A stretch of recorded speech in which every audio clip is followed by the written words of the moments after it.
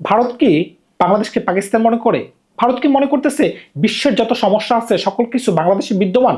আমি যদি বিগত 24 ঘন্টায় ঘটে যাওয়া ভারতীয় ক্রিকেটের দুইটা ন্যাক্কারজনক ঘটনার কথা আপনাদের সাথে শেয়ার করি, তাহলে কি আপনারা বিশ্বাস করবেন? একটা হচ্ছে সৌরভ গাঙ্গুলী, প্রিন্স অফ কলকাতা, যাকে আমরা দাদা নামে পরিচিত, ভারতের অন্যতম সফলতম ক্যাপ্টেন। তিনি দাবি করেছেন উনি এমনকি ওনার ওয়াইফকে জীবনের হুমকি নেওয়া হয়েছে, মানে কি তাদেরকে মেরে ফেলা হবে। এখন ভারতের মতো জায়গায় যদি তাদের মতো মানুষকে যদি এ ধরনের হুমকি দেওয়া হয়, তাহলে ভারত কোন ধরনের অ্যাকশন নিতেছে, কেন নিতেছে? এখন আরেকটা খেয়াল করে দেখেন, অভিষেক পোরেল উদীয়মান তারকা, আমরা গত বছর আইপিএলে দেখেছিলাম তিনি ভালো খেলতে পারতেন। গতকালকে তিনি অ্যারেস্ট হয়েছেন কি কারণে? তিনি ধর্ষণ মামলায় গ্রেপ্তার হয়েছেন। আমার ভারতীয় বন্ধুরা কয়েকদিন আগে আমাকে প্রশ্ন করেছিলেন যে সাকিব আল হাসানের বাড়িতে কেন আগুন দেওয়া হচ্ছে, এত বড় একজন অলরাউন্ডার, ওনার নিরাপত্তা কোথায়? তাহলে সৌরভ গাঙ্গুলির নিরাপত্তা কোথায়? সৌরভ গাঙ্গুলির নিরাপত্তা কোথায়? অভিষেক পুরনের মতো মানুষ কেন ধর্ষণ মামলায় গ্রেপ্তার হইতে হয়? আপনাদের দেশে কি সমস্যা নাই? আপনারা কি মনে করতেছেন আমরা সকলেই পাকিস্তানের দালাল হয়ে গেছি? আমরা কেন পাকিস্তানের দালাল হতে যাবো? আমরা যদি পাকিস্তানের অংশ হই, আপনারা যে বলেন বাপ আর ছেলে, আপনারা কি একটা সময় তো ভারত আর পাকিস্তান তো একসাথে ছিল, আপনারা ডিভাইড হন নাই? আমরাও ডিভাইড হয়েছি। তো আপনারা কি মনে করতেছেন? আপনারা কি মনে করতেছেন হ্যাঁ দাঁড়িয়ে থাকলেই জঙ্গি হয়ে গেল? ধর্ম এমন একটা বিষয়, সম্মান জানানো উচিত। ধর্মের প্রতি মানুষের একটা আকর্ষণ থাকে। বাংলাদেশ যেহেতু 90% মুসলিম কান্ট্রি, এই হিসাবে বাংলাদেশের মানুষের পাকিস্তানের প্রতি একটা আকর্ষণ থাকবে। বাংলাদেশে যে অবশিষ্ট 10% মানুষ আছে, ওই 10% হিন্দু যদি হয়, ওই 10% মানুষের একটা বাড়তি অ্যাট্রাকশন থাকবে ভারতের প্রতি। এটা নর্মাল ব্যাপার। কারণটা কি, ধর্ম জিনিসটা একটা অন্য লেভেলের জিনিস। আপনি ওই ফিলিংসটা অন্য কোনো ভাবে আপনি অর্জন করতে পারবেন না বা কাউকে বুঝাইতে পারবেন না। যার যার কাছে যার যার ধর্ম একদম 100% মানে অন্য লেভেলের। এখন ভারত সফরটাকে বয়কট করছে কি কারণে?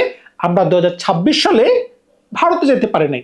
আরে ভাই, সহজ কথা, আপনার সরকার বলছে যে মুস্তাফিজ ইস্যুতে যে সকল মানুষ আসবে, খেলোয়াড়দের কথা বলে নাই, যে সকল দর্শক আসবে, এমনকি সাংবাদিক আসবে খেলাগুলোকে কাভার করার জন্য, আমরা তাদেরকে সিকিউরিটি দিতে পারবো না। তাইলে বাংলাদেশ সরকার, তৎকালীন সরকার কিভাবে এত বড় রিস্ক নিতে পারে যে বাংলাদেশ টিম এমনকি সাপোর্টিং স্টাফ যারা আছে তাদেরকে ওই দেশে পাঠাতে পারে? আপনারা বলছেন, আপনারা মনে করতেছেন যে আমরা যদি এবছর বাংলাদেশে আসি সেপ্টেম্বরে, এখন যেহেতু আপনারা আফগানিস্তানের সাথে খেলবেন, যে মব সৃষ্টি হতে পারে বাংলাদেশে, এই ধরনের যদি ভয় থাকে, তাহলে আপনাদের দেশে কি হইতেছে? সৌরভ গাঙ্গুলীকে কেন জীবনের হুমকি দেওয়া হয়েছে? এদিকে আমার কথা, আপনারা স্পোর্টস টেক ইন্ডিয়ার অন্যতম বিখ্যাত জার্নালিস্ট বিক্রম গুপ্তা, ওনার চ্যানেলটা ঘুরে দেখতে পারেন। ঠিক আছে, আমার কথা যদি বিশ্বাস না হয় যে সৌরভ গাঙ্গুলীকে হত্যার হুমকি দেওয়া হয়েছে, ভাই ভালো খারাপ সব জায়গায় আছে, ভালো খারাপ সব জায়গায় আছে। আমি গতকালকে একটা কথা বলছিলাম, যদি কোনো কারণে বাংলাদেশে যদি এশিয়া কাপ না হয়, তাহলে বিকল্প ভেন্যু আছে দুইটা। একটা হতে পারে শ্রীলঙ্কা, একটা হতে পারে দুবাই। দুইটা কন্ডিশনই স্পিনিং ট্র্যাক। কি কারণে বলেছিলাম? আমি দুইটা উদাহরণ দিয়েছিলাম। দুইটা উদাহরণ কি কারণে দিয়েছিলাম? যে চ্যাম্পিয়ন্স ট্রফিতে ভারত একটা মাত্র পেস বোলার খেলাইছে, নাম হচ্ছে জাসপ্রীত বুমরা। এমনকি এশিয়া কাপে ভারত একটা মাত্র পেস বোলার খেলাইছে, নাম হচ্ছে জাসপ্রীত বুমরা। আর 4জন করে স্পিনার খেলাইছে, অক্ষর প্যাটেল, কুলদীপ যাদব, তারপরে বরুণ চক্রবর্তী, রবীন্দ্র জাদেজা। কারণটা কি? ওইখানে স্পিনিং কন্ডিশন। আমি তো ভারতের কোনো নিন্দা করি নাই, তাহলে আমার ভিডিওতে নেগেটিভ কমেন্টস কেন আসবে? নেগেটিভ কমেন্টস কেন আসবে? নেগেটিভ লাইক কেন পড়বে? আমি কি বলছি? আমি কি আপনাদের ক্ষতির কথা বলছি? যুক্তি দিয়ে যদি কথা বলেন, আপনারা তো যুক্তিতে পারেন না, যুক্তিতে পারতেছেন না, আপনারা কি পারতেছেন? উগ্রবাদী কথা বলতে, উগ্রবাদী কথা বলতে। আপনারা ভারতে আইসেন না, বাংলাদেশে আইসেন না, কোনো সমস্যা তো নাই, কিন্তু কথা হচ্ছে উগ্রবাদী কথা কেন বলেন? এটা তো পলিটিক্যাল চ্যানেল না। তো পলিটিক্যাল চ্যানেল না হলে এখানে এই ধরনের কমেন্টস আপনারা কেন করেন? একটা ভিডিওতে কেন ডিসলাইক মারেন? কি কারণে মারতেছেন? এগুলো আসলে ভাই মানে মনের খুব থেকে কথা আসতেছে, মনের খুব থেকে। আমি হিন্দু মানুষ, কিন্তু হিন্দু বলে যে বাংলাদেশকে ছোট করবেন সেটা সম্ভব না তো ভাই। আমি তো ভারতের দালাল না, আমি বাংলাদেশি মানুষ, বাংলাদেশের দালাল হলে হইতে পারি, পাকিস্তানেরও দালাল না। সুতরাং বুঝতেই পারতেছেন আমাকে কেনা যাবে না, কেনা যাবে না। এইখানে আপনারা যে ধরনের কথা বলেন, এগুলা গায়ে লাগে, এগুলা গায়ে লাগে। বাংলাদেশে কিসের ইনসিকিউরিটি? আপনাদের কিসের ইনসিকিউরিটি? এই যে বাংলাদেশ থেকে এখন মানুষ কলকাতায় গেছে, কলকাতাতে এখন ব্যবসা বাণিজ্য একদম রমরমা শুরু হয়ে গেছে। কারণটা কি? এখন পর্যটক যাইতেছে, ভিসা চালু হয়ে গেছে। এখন দেখলাম খবরে ইন্ডিয়ান মানুষের মুখে এখন হাসি পড়তেছে। কারণটা কি? বিগত 2 বছর আপনাদের ব্যবসা বাণিজ্য হয় নাই। বাংলাদেশও কষ্ট ছিল, চিকিৎসা করতে পারে নাই, শপিং করতে পারে নাই, ব্লা ব্লা ব্লা। কারণটা কি? মুদ্রার এপিঠ থাকতে পারে, মুদ্রা ওইপিঠ থাকতে পারে। তো আপনারা কেন বাংলাদেশকে পাকিস্তান মনে করবেন?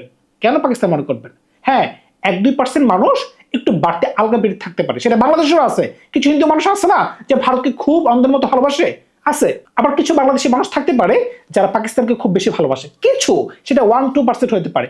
সবাইকে যদি আপনি ঢালাও করে পারেন তাহলে তো হচ্ছে না ভাই, তাহলে কিভাবে সম্ভব? আপনারা আপনাদের যুক্তিতে আছেন, বেশ ভালো কথা, রাজনীতির সাথে খেলাটাকে একদম সম্মিলিত করে ফেলছেন, কিন্তু দিন শেষে এটা ভুলেন না, আপনিও মানুষ আমিও মানুষ, আপনিও মরবেন আমিও মরবো, কিন্তু একটা দেশকে ছোট করে কথা বলবেন না, একটা দেশকে ছোট করে কথা বলবেন না। একটা সময় কিন্তু পাকিস্তানের সাথে ভারতও যুক্ত ছিল, ভারতবর্ষ যখন নাম ছিল তখন কিন্তু আপনারাও ডিভাইড হয়েছেন। যখন পূর্ব পাকিস্তান পশ্চিম পাকিস্তান ছিল তখন কিন্তু আমরাও কিন্তু ডিভাইড হয়েছি। এখন আমাদের দেশের নাম Bangladesh, not Pakistan, remember that, মনে রাখবেন সেই কথাটা। বাংলাদেশি যত বন্ধুরা আছেন, বাংলাদেশি যত বন্ধুরা আছেন, আপনাদের মুখে কেন তালা থাকে? ভারতীয় বন্ধুরা যখন গালিগালাজ করে, মানে বাজে ধরনের কমেন্টস করে, আপনাদের কলম কি হাতে নাই? টাইপ করতে পারেন না? আপনারা দুই একটা কথা লিখতে পারেন না? আপনারা কেন চুপ করে থাকেন? কেন চুপ করে থাকেন? ভয় পান? ভারতীয়দের ভয় পান? আবার তো মুখে মুখে বলেন যে ওইটা করে ফেলবো, ওইটা করে ফেলবো, এটাই কেন বলেন? দরকার আছে? উগ্রবাদী কথা বলা আছে? কিছুই দরকার নাই। আমি অনেক কথা বলে ফেললাম, অপরাধ ক্ষমা করে নেবেন। কারণটা কি, মানে ভারত বাংলাদেশে আসে নাই এটা দুঃখ না, কথা হচ্ছে এইভাবে আপনারা রাগ করে দিবেন যে এত বড় একটা সিরিজ গত বছর আসার কথা ছিল, এবছর আসলেন না, কারণটা কি? কোনো লজিক কি আছে? কোন লজিক কি আছে? কোন লজিক নেই। তার লজিক ছাড়া আপনি কেন এই ধরনের কথা বলবেন? আমরা যেতে পারি নাই, আমাদের প্রপার লজিক আছে, আপনাদের কি লজিক আছে? কোনো লজিক তো নাই। লজিক যেহেতু নাই, তো আপনারা কারণ দেখাইতে পারবেন না, আবার বলবেন যে না আমাদের দেশ খুব ভালো। আপনার দেশ খুব ভালো হলে অভিষেক পোল কেন ধর্ষক মামলায় আটক হয়? স্বরূপ গাঙ্গুলিকে কেন? আমি বিগত 24 ঘন্টার কথা বলতেছি, আমি কিন্তু পুরা সারা জীবনের কথা বলি নাই, বিগত 24 ঘন্টায় এই দুইটা খবর আসছে ভারত থেকে, শুধুমাত্র ক্রিকেটের খবর।